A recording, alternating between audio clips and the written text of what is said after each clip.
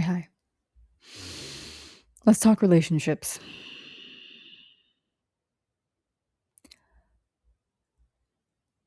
Let's say that you or someone,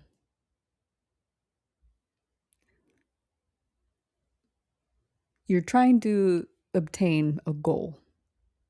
I'm going to give the example of any kind of physical goal, a job, a car, a home, a laptop. Okay. But it's physical. You're pursuing something physical. And a partner of yours, you notice they're upset. And it's not the kind of upset that's honest or transparent. Like, let's say they approach you and they're like, "Hey, you know what? Like, you're about to get this degree or whatever. Like, I seen you at this new job, and I'm not gonna lie, I've been kind of insecure. I'm kind of anxious. It's making me think about my life and like where am I headed, whatever." That's still going to be an uncomfortable conversation, but they're being honest. They're coming to you about it, and then you're going to have to make your decision. Because some people do this with honesty, and then some people do it, like, on repeat, and they kind of make it an event, like, anytime you're about to, like, succeed materially, they're they kind of loop into this, "Oh, but what about me?" Like, because that can be tricky too, like, they could kind of be using their transparency as, like, kinda keep you down or pull you back. That's different. So that could be another sneaky way that they're showing their upset. But the kind of upset that I'm talking about is more like distaste, like flat out distaste or like disinterest or like a sort of coldness or like detachment. Again, we're talking about material goals, finances, clothes, whatever. Usually, they've already shown you, though, many, many signs prior to you wanting to obtain something physical. They've usually given you signs already that they couldn't really participate in your joy for even, like, emotional things. And it's in the little things, like the little things that you think make you crazy, or because I know. I'll give you another example. Let's say you're somebody who, like, just, like, you like making yourself laugh a lot, like, not even, like, actively, you just kinda like watching videos, whatever, but you're a laugher. You're joyful like that. I'm not saying, like, you're optimistic, you're a perfect person, you're, like, it I'm saying you're a laugher. And you start to notice that this partner, they never really join in on the laughter, and I'm not saying that they necessarily need to be with you, but what I mean is, like, they don't participate, they don't, like, orient to you in any way or, like, in any warm way or in a way that, like, where they clock you, but, like, in a good way, where they're like, "Oh, that's my weirdo." Like, they never say that either. They never say to you things like, "Oh, my person, my nothing." There's signs that you need to start trusting. And that's the thing is that they've normalized it to the point where they number 1, they've most likely done this to other people already. They've done it to themselves, they've done it to other partners. By the time they get to you, you're so forgiving, and really you're conditioned to also normalize it, but in a way where you now doubt everything that you feel and see.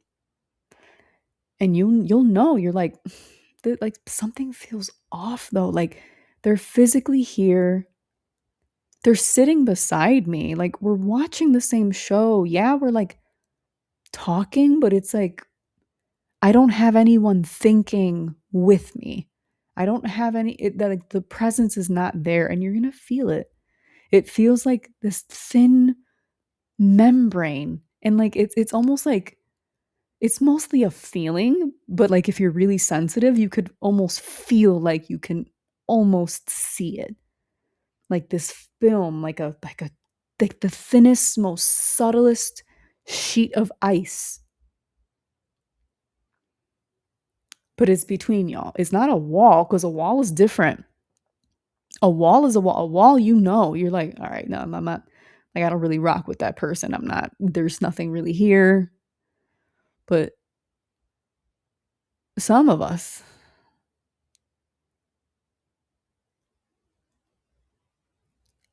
experience the subtler version of that. It's where I can't even explain it.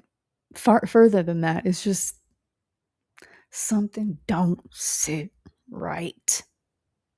And you look at their eyes and it's like you're almost searching for like any like sign of warmth or like a thread of something of presence and you'll look at them and you'll think like are you a little bit dead inside and this has nothing to do with anyone being evil or plotting or any of that. It's we're not getting into that right now. We're just talking about the sensation and learning to trust your body.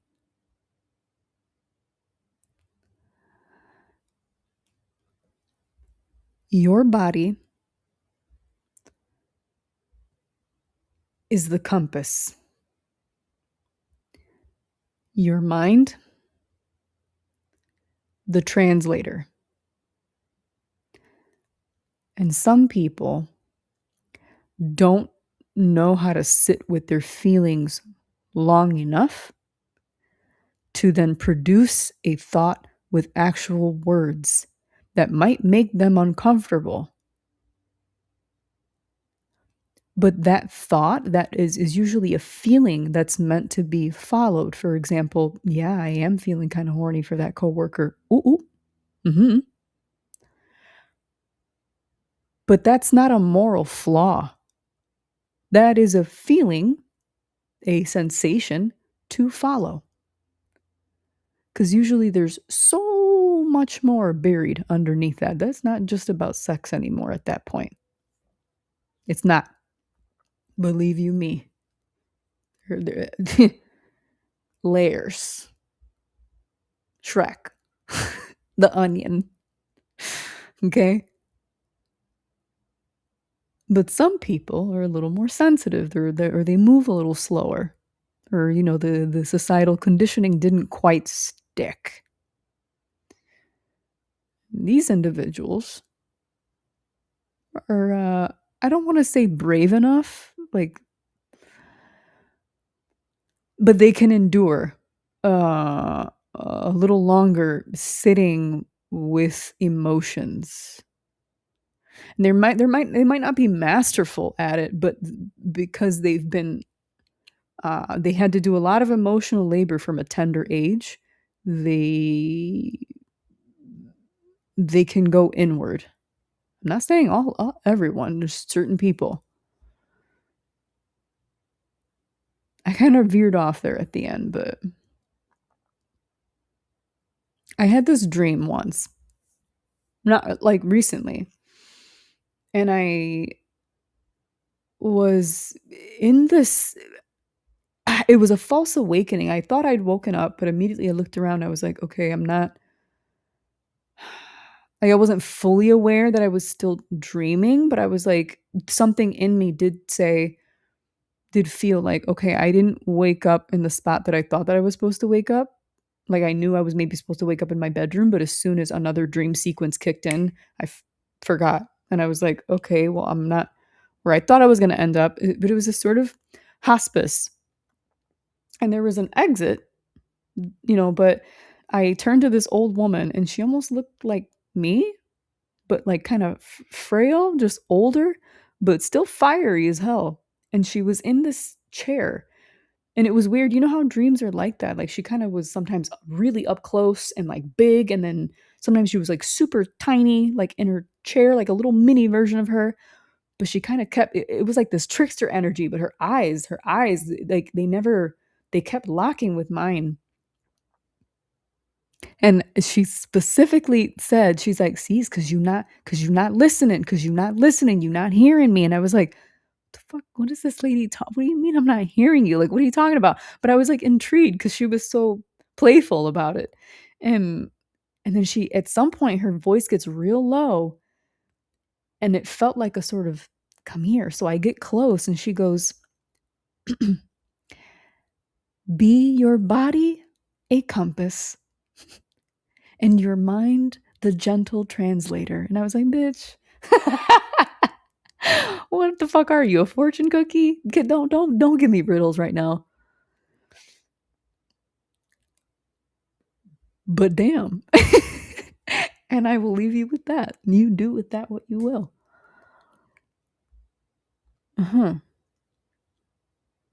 Be your body the compass and your mind the gentle translator, so it doesn't become ego. I don't know why I'm doing a circle.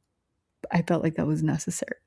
Anyway, stay weird, stay safe, stay blessed, stay humble, stay tuned in, and thank you for stopping by. Until next time.